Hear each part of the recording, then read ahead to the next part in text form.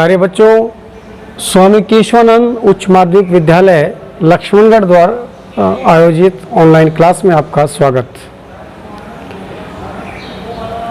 प्यारे बच्चों, पिछले कई वीडियो में आप लोगों ने पढ़ा मानव भूगोल का अर्थ, परिभाषा, विषय क्षेत्र, विचारधाराएं, संसाधन जिनमें ऊर्जा संसाधन। आज का हमारा जो मुख्य टॉपिक है वो है राजस्थान की प्रमुख जनजातियाँ। राजस्थान की जनजातियों से संबंधित क्वेश्चन राजस्थान आरपीएससी लोक सेवा आयोग द्वारा आयोजित विभिन्न परीक्षाओं में, प्रतियोगी परीक्षाओं में पूछे जाते हैं। और कक्षा 12 के लिए आपका ये 4 नंबर का निबंधात्मक प्रश्न भी महत्वपूर्ण रूप से आता है।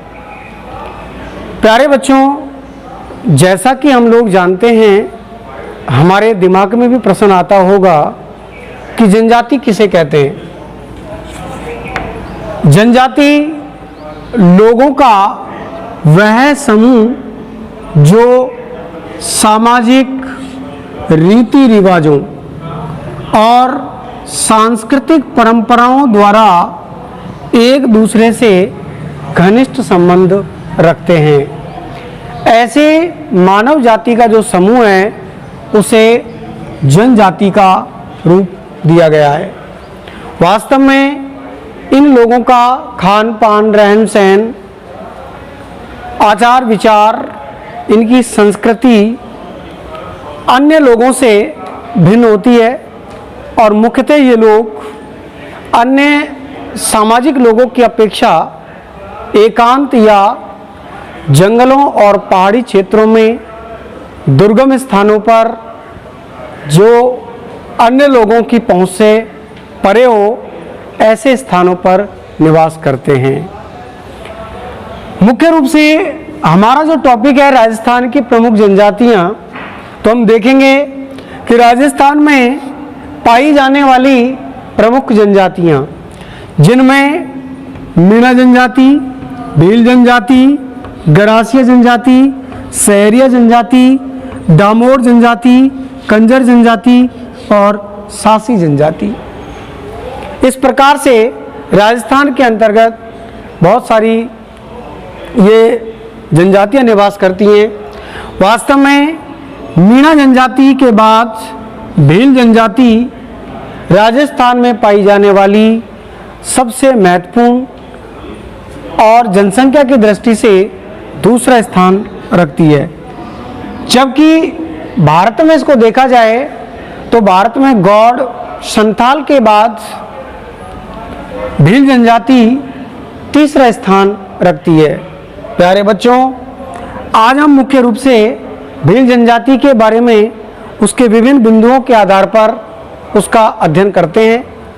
जैसे अपने इसके अध्ययन के मुख्य बिंदु होते हैं, सबसे पहले भील जनजाति अर्थात इसकी उत्पत्ति कैसे हुई, इसके बाद इसके निवास क्षेत्र, उसके बाद उसके वेशभूषा, सामाजिक जीवन, आर्थिक जीवन अर्थात इसके आर्थिक क्रियाकलाप और अन्य लोगों से इनका संबंध, आधुनिकता का इनके ऊपर क्या प्रभाव पड़ता है। इन सभी बिंदुओं के आधार पर हम भील जनजाति का अध्ययन करते हैं। प्यारे बच्चों, जैसा कि हम देख रहे हैं कि राजस्थान में पाई जाने वाली भील जनजाति राजस्थान की मीणा जनजाति के बाद दूसरी महत्वपूर्ण जनजाति है और भारत में गौड़ और संथाल के बाद तीसरी सबसे महत्वपूर्ण जनजाति मानी जाती है। पहला पॉइंट, भील जनजाति की उत्पत्ति। वास्तव में देखा जाए तो भील जनजाति जो शब्द है भील, ये द्रविड़ियन भाषा के बीलू शब्द से इसकी उत्पत्ति हुई है।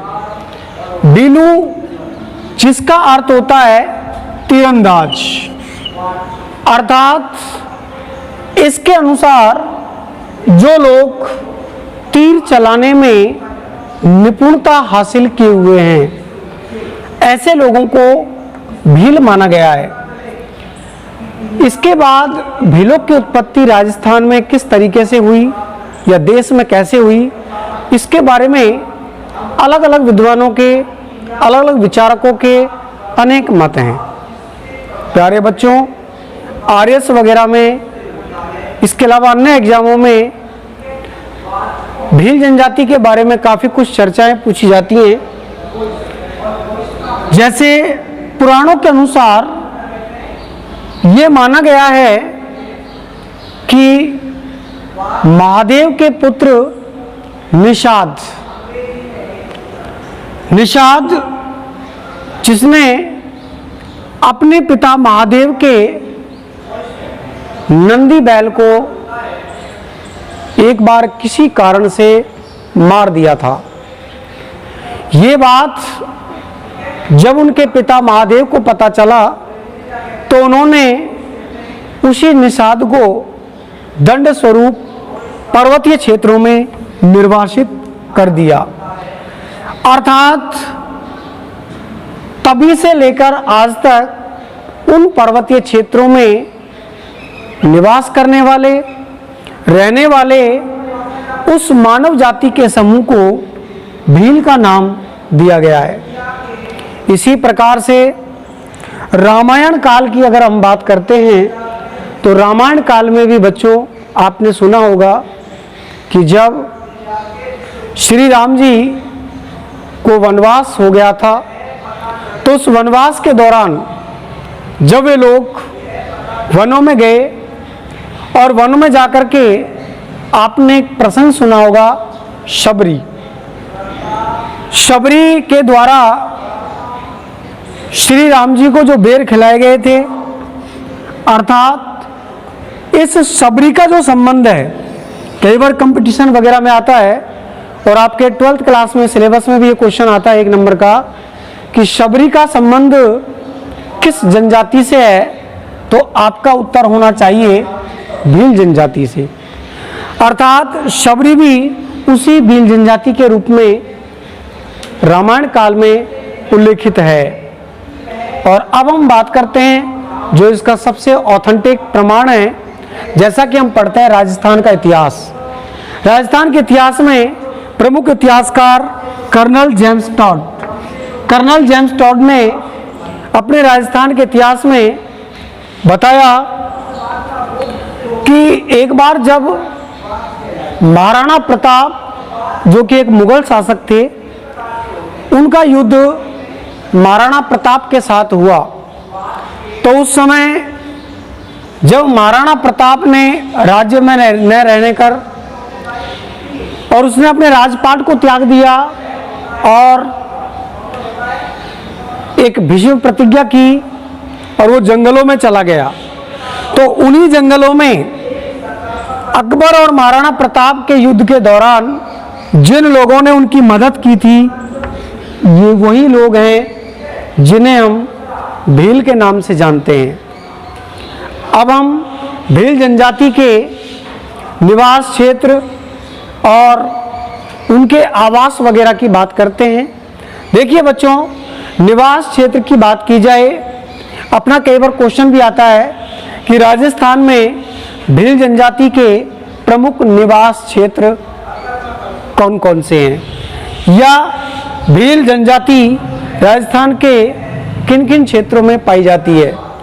जैसा कि आप यहाँ मानचित्र देख रहे हैं और इस रेखा चित्र के माध्यम से जिसमें आपको अलग अलग कलरों से राज्य के अलग अलग जिलों को प्रदर्शित किया गया है, वास्तव में जो मैंने ये आपको अलग अलग कलरों से इंगित किया है और यहाँ हम संकेत के रूप में देख सकते हैं, है ना, इस तरीके से गोला करके, और ये आपके हो गए भील निवास क्षेत्र। यहाँ आप देख रहे हैं उदयपुर, आपके चित्तौड़गढ़, प्रतापगढ़, बांसवाड़ा और डूंगरपुर, इन राजस्थान के दक्षिणी क्षेत्रों में सबसे अधिक मात्रा में भील जनजाति के लोग निवास करते हैं। मुख्यतः उदयपुर क्षेत्र, प्रतापगढ़ क्षेत्र, डूंगरपुर क्षेत्र, जिसमें डंगरिया नामक भील रहता था। इसी प्रकार से कोटा की स्थापना करने वाले जो लोग थे, वहाँ पर भी कोटदी जी भील के नाम से एक शासक रहा करते थे। लेकिन वास्तव में देखा जाए तो उदयपुर, प्रतापगढ़, बांसवाड़ा, चित्तौड़गढ़ और डूंगरपुर, इन क्षेत्रों में मुख्यतः आपके भील जनजाति के लोग पाए जाते हैं। अब हम बात करेंगे इनके वेशभूषा, रंग रूप, इनकी भाषा आदि के बारे में। देखिए बच्चों, अब हम बात करते हैं भील जनजाति के लोगों की शारीरिक संरचना कि इन लोगों की बनावट किस प्रकार की होती है। जैसा कि आप लोग इस फोटो चित्र में देख रहे हैं कि ये लोग नाटे कद के होते हैं, अर्थात इनका जो कद होता है वो ठिगना या छोटा होता है। इनका जो कलर होता है, इनका जो रंग है वो गहरा काला होता है, जैसा कि आप इस फोटो में देख रहे हैं। नाक इनकी चौड़ी होती है, आंखें लाल रंग की होती हैं। इनके जो बाल होते हैं ये जैसा कि आप इसमें देख रहे हैं कि बिल्कुल रूखेपन लिए हुए हैं। इनका जो जबड़ा होता है वो कुछ बाहर निकला हुआ होता है। इस प्रकार से इनका जो शरीर होता है वो सुगठित और सुडौल होता है। लेकिन बच्चों देखा जाए तो ये लोग मेहनती और ईमानदार होते हैं। ये लोग स्वतंत्रता प्रेमी, एक प्रकार से हम कहें आज़ादी स्वरूप होते हैं। ये लोग अपनी इच्छा से, अपनी मनमर्जी से इधर उधर घूम सकते हैं। अब हम बात करते हैं इन लोगों के वेशभूषा और खान पान के बारे में। अब हम बात करते हैं वेशभूषा और खान पान की। आज़ादी से पहले भील लोगों के बहुत कम वस्त्र हुआ करते थे, लेकिन समय के साथ उस समय कुछ भी लोग छाल से बनाकर नेकर और स्त्रियां पेटीकोट पहनती थी। समय के साथ थोड़ा परिवर्तन आया और पुरुष लोग कमीज, धोती, साफा और नवयुवक लोग पैंट शर्ट पहनने लगे हैं। स्त्रियां भी घाघरा, कांचली और लुगड़ी आदि पहनती हैं। भील जनजाति के जो लड़के हैं वो मुख्यतः लंगोट पहनते हैं या लंगोट का प्रयोग करते हैं। इसके बाद अब हम बात करते हैं इनके आभूषण की। तो भील जनजाति के पुरुष और स्त्रियां दोनों ही विभिन्न प्रकार के खनिजों से बने, जैसे चांदी, पीतल, जस्ता, निकिल आदि से बने आभूषणों का प्रयोग करते हैं। भील जनजाति के लोगों की जो महिलाएं हैं अर्थात भील स्त्रियां हैं, ये लाख और कांच से बनी हुई चूड़ियों का प्रयोग भी करते हैं। इसके अलावा इन जनजाति की महिलाओं के द्वारा लाख के अतिरिक्त हाथी दांत से बने हुए विशेष प्रकार के चूड़ों का भी प्रयोग किया जाता है। इसके बाद हम बात करते हैं खान पान की। तो वास्तव में भील लोगों का जो मुख्य खान पान है वो मक्का है। मक्का के अलावा ये लोग आटा, मूंग, उड़द आदि दालों का भी प्रयोग करते हैं। विशेष अवसर पर जैसे कि बच्चे के जन्म के अवसर पर ये आटे और गुड़ से तैयार विशेष प्रकार की, जिसको हम देसी भाषा में लापसी या शीरा के नाम से जानते हैं, ये इनके भोजन का एक मुख्य अंग है। इसके अलावा विशेष अवसरों पर या उत्सवों पर या वैवाहिक कार्यक्रमों पर या किसी मेले या त्यौहार के अवसर पर ये लोग विशेष प्रकार के वृक्ष महुआ से बनी हुई शराब का भी इस्तेमाल करते हैं। इस प्रकार हमने देखा कि इन लोगों की वेशभूषा और खान पान किस प्रकार से है। अब हम बात करते हैं इन लोगों के सामाजिक जीवन के बारे में। देखिए बच्चों, अगला जो हमारा ये टॉपिक है सामाजिक जीवन। भील जनजाति के लोगों का सामाजिक जीवन किस प्रकार का होता है? देखा जाए तो इनके समाज में ज़्यादातर है पितृवंशीय परिवार प्रथा को माना जाता है। ये लोग अधिकांशतः संयुक्त परिवार के रूप में रहते हैं और कुछ भील एकाकी परिवार में विश्वास रखते हैं। देखा जाए तो ये लोग वास्तव में एक समूह के रूप में रहते हैं और इन लोगों के अलग अलग समूह बटे हुए होते हैं। प्रत्येक समूह का अपना एक अलग अलग गण चिन्ह होता है और उसी गण चिन्ह के माध्यम से इनके समाज को, इनके कुल को, जिसको हम इनका कुल या वंश भी कह सकते हैं, उसको उस नाम से जाना जाता है। विवाह संबंध की यदि हम बात करते हैं तो अक्सर इन लोगों में विवाह एक ही गोत्र के लोगों का या विवाह संबंध में ये लोग रक्त संबंध को महत्वपूर्ण मानते हैं। इन लोगों में विवाह की अनेक प्रकार की रस्में, जिनमें देखा जाए मोर बंदिया विवाह रस्में, पैरावना विवाह रस्म, अपहरण विवाह, देवर विवाह, विनिमय विवाह, सेवा विवाह और क्रय विवाह। इस प्रकार से ये अलग अलग रस्मों के द्वारा इनके विवाह होते हैं। लेकिन देखा जाए तो कंपटीशन की दृष्टि से आपकी ये दो मुख्य प्रथाएं हैं। आरएस प्री एग्जाम में कई बार इनके बारे में पूछा जा चुका है और आपके बोर्ड एग्जाम के लिए भी 1 नंबर के क्वेश्चन के आधार पर इम्पोर्टेंट है। एक होती है दापा प्रथा और एक होती है गोल गधेड़ो प्रथा। दापा प्रथा क्या होती है? देखिए बच्चों, दापा प्रथा इनके विवाह की एक ऐसी रस्म होती है कि जिसमें वर पक्ष को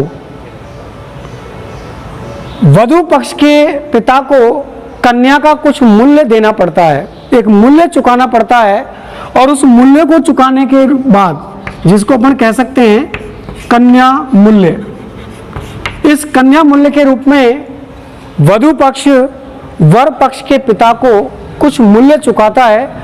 उसके बाद विवाह की रस्म संपन्न होती है, जिसे हम दापा प्रथा कहते हैं। इसके बाद विवाह की जो दूसरी इंपॉर्टेंट प्रथा है, जिसके बारे में भी कई कंपटीशन वगैरह में राजस्थान से संबंधित जितने भी कंपटीशन है उसमें पूछ लिया जाता है कि गोल गधेड़ो क्या है। गोल गधेड़ो भी विवाह की एक विशेष प्रकार की रस्म है कि इस प्रकार की रस्मों में कोई युवक जो भील युवती से विवाह करने के इच्छुक होता है, उसे पहले अपनी शूरवीरता,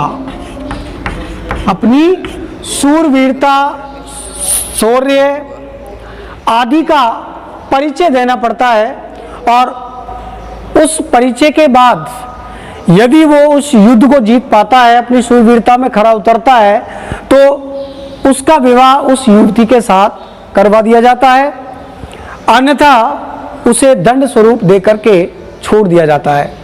इस प्रकार से भील जनजाति के लोगों के सामाजिक जीवन के बाद अब हम बात करते हैं इनके समाज में और कौन कौन सी प्रथाएं।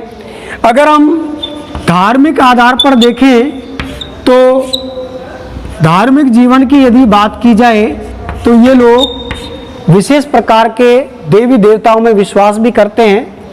ये लोग प्रकृति को भी मानते हैं और मुख्य रूप से ये लोग देवी शक्तियों की पूजा करते हैं और जिनमें मुख्य रूप से धरती माता को भी ये पूजा करते हैं। गौरा और पार्वती के रूप में भी ये लोग मुख्य रूप से उनका पूजन करते हैं। इसी में हम बात करते हैं तो होली का जो त्यौहार है ये इनका सबसे महत्वपूर्ण त्यौहार है। इसी प्रकार से गणगौर, तीज आदि भी इन लोगों के सबसे महत्वपूर्ण पर्व माने जाते हैं, त्यौहार माने जाते हैं। इसके अलावा ये लोग होली, दीपावली, दशहरा आदि त्यौहार और पर्वों को भी ये लोग मनाते हैं। लेकिन मुख्य रूप से होली का जो त्यौहार है, गणगौर का जो त्यौहार है, ये इनके महत्वपूर्ण त्यौहार हैं। होली के त्यौहार के अवसर पर ये लोग विशेष प्रकार के नृत्य करते हैं और इनके नृत्यों में यदि हम बात करते हैं तो घूमर है, गैर है आदि इन लोगों के मुख्य त्यौहार माने जाते हैं। प्यारे बच्चों, मुख्य रूप से इन लोगों का एक बहुत बड़ा पर्व या मेले के रूप में अगर अपन बात करते हैं तो इनका एक महत्वपूर्ण मेला आता है। और इस मेले की यदि अपन बात करते हैं तो इनका एक मेला होता है और जो कि वैणेश्वर स्थान पर जो कि डूंगरपुर में भरता है। और इस मेले के अवसर पर सभी दूर दराज के ये भी लोग एकत्रित होते हैं और इसी मेले के अवसर पर अक्सर ये लोग अपने युवक और युवतियों का चुनने का कार्य भी करते हैं, जिसको हम कह सकते हैं विवाह परिचय। इस तरीके से इन लोगों के मुख्य त्यौहार और पर्व हैं। अब हम इनकी बात करते हैं कि इन लोगों का जो आर्थिक जीवन है वो किस प्रकार से है। आर्थिक जीवन की बात करते हैं तो भी लोग मुख्य रूप से कृषि, पशुपालन, आखेट और भोजन संग्रहण का कार्य करते हैं। जबकि हमने पिछले कई बार सुना है, देखा है कि कुछ जनजाति स्पेशली आखेट और भोजन संग्रहण का कार्य ही करती हैं। मुख्य रूप से भील जनजाति की जो महिलाएं हैं वो जंगलों से, उन पहाड़ी क्षेत्रों से कंदमूल फल, शहद, मोम आदि वस्तुओं को एकत्रित करने का कार्य करती हैं। और कुछ भील पुरुष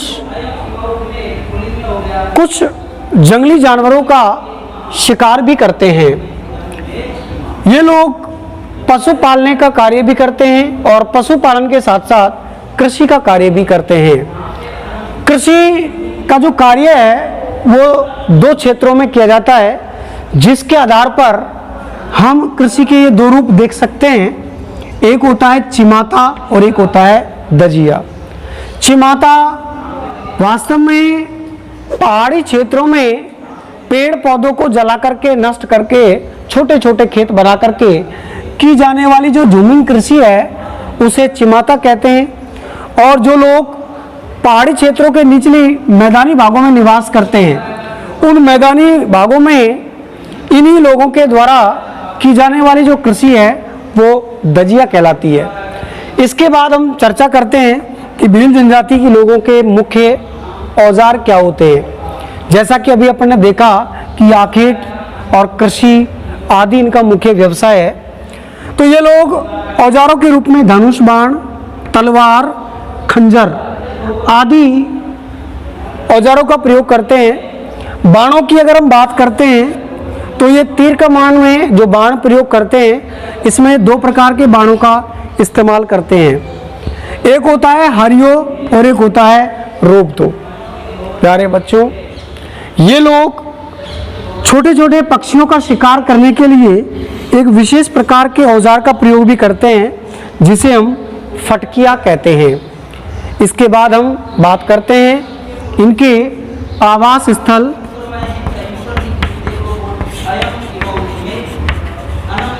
या मकान, या अपन कह सकते हैं गृह। इन लोगों के मुख्यतः आवास घास फूस और मिट्टी से बने हुए होते हैं। कई भी लोग अपने आवासों पर, जैसा कि आप फोटो चित्र में देख रहे हैं, इस फोटो चित्र में भी लोगों के आवासों को दिखाया गया है। नीचे की तरफ आप देख रहे हैं एक साइड में मिट्टी से बने हुए हैं और ऊपर छत के रूप में खपरेल का प्रयोग करते हैं। ये लोग खपरेल का प्रयोग ये छत के रूप में करते हैं। और ये लोग मुख्यतः एक झुंड के रूप में निवास करते हैं। और जैसा कि अभी मैं आपको बता रहा था कि इनके मकानों की छत खपरेल से बनी हुई होती है। अक्सर ये लोग गोबर और मिट्टी से लीप पोत करके अपने घरों को सजाते और संवारते हैं। एक विशेष प्रकार के गेरू रंग के पत्थर से उसको पानी में डाल करके और उस पानी को गोबर में मिला करके ये लोग अपने मकानों की पुताई करते हैं। इन लोगों के छोटे गांव जो फला कहलाते हैं और इन लोगों के बड़े गांव को पाल कहते हैं। वास्तव में इन बड़े गांवों के जो मुखिया होते हैं इन्हें हम गमेती कहते हैं। और इन लोगों का जो मुख्य रणघोष है, जब कभी ये युद्ध की तैयारी करते हैं तो उस समय फायरे फायरे शब्द के द्वारा ये अपने रणघोष की घोषणा करते हैं। जैसा कि अभी मैं आपको बता रहा था कि वेणेश्वर इन लोगों का मुख्य मेला है और इस मेले का आयोजन हमारे अंग्रेजी कैलेंडर के अनुसार जनवरी फरवरी माह में आयोजित किया जाता है। प्यारे बच्चों, अब हम जो बात करते हैं कि आधुनिकता का इन लोगों के जनजीवन पर क्या प्रभाव पड़ा है। जैसा कि हम जानते हैं वर्तमान समय में राज्य सरकार द्वारा, केंद्र सरकार के द्वारा चलाई गई इन लोगों के विकास परियोजनाओं के तहत इन लोगों में शिक्षा को बढ़ावा दिया गया है। इनके ग्रामीण क्षेत्रों में विकास की कई योजनाएं प्रारंभ की गई हैं, जिसके द्वारा इन लोगों की वेशभूषा, इन लोगों के खान पान, इन लोगों के आर्थिक जीवन, रहन सहन आदि पर आमूलचूल परिवर्तन हुआ है। अब ये लोग वेशभूषा की बात करते हैं तो ये लोग पैंट शर्ट, धोती कुर्ता, महिलाएं घाघरा लुगड़ी और युवतियां सूट सलवार का भी प्रयोग करने लगी हैं। चांदी से बने हुए, गिलट से बने हुए आभूषणों का ये लोग प्रयोग करने लगे हैं। भी लोग शिक्षा के प्रभाव में आकर, शहरी क्षेत्र के प्रभाव में आकर अब ये लोग अपने कृषि, पशुपालन आदि व्यवसाय के साथ साथ अब ये लोग शहरों में रोजगार करने के लिए भी जाने लगे हैं। इसके अलावा कई कारखानों, विद्यालयों, आपके औद्योगिक क्षेत्रों, बाजारों आदि में भी ये लोग काम करने लगे हैं।